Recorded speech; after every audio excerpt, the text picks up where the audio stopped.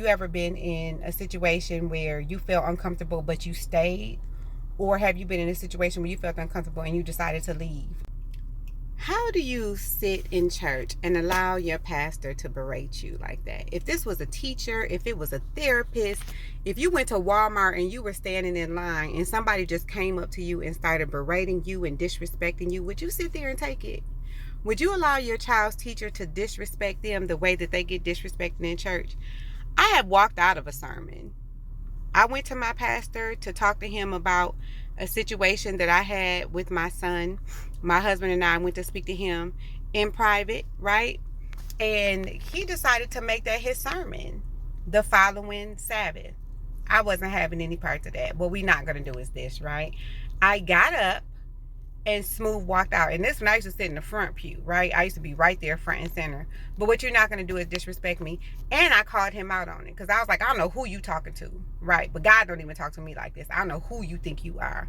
So would you allow your child's teacher to talk to them like that? Or would you allow your child's therapist to disrespect them or bash them or just make them feel like there's something wrong with them? I spoke to my pastor about a diagnosis that my son received. I went to him for prayer because I wanted clarity on what to do. So me, him, my husband, we prayed about it. We talked about it, right?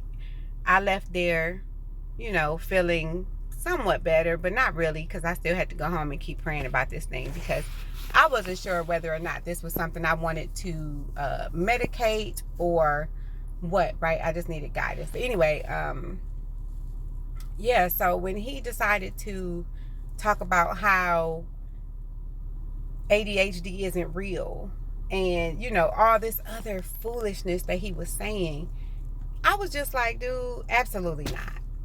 Stay in your lane, right? Stay in your lane. You are not a therapist. You are not a psychiatrist, psychologist, medical professional.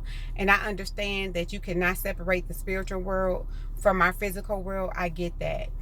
But there's also things such as a chemical imbalance, right? There's also things that you can eat that's in our environment that changes us biologically.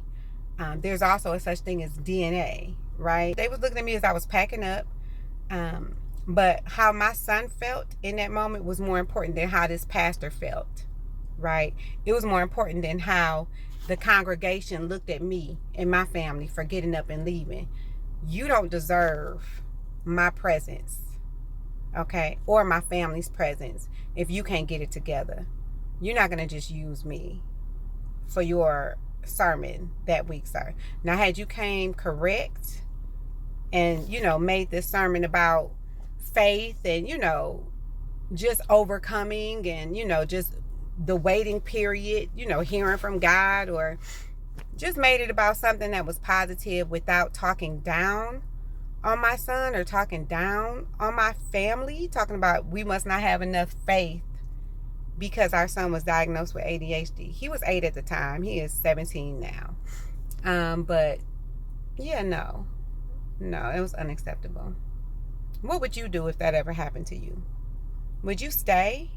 Would you leave? Would you address it with the pastor? I did. I addressed it with the pastor. What would you do?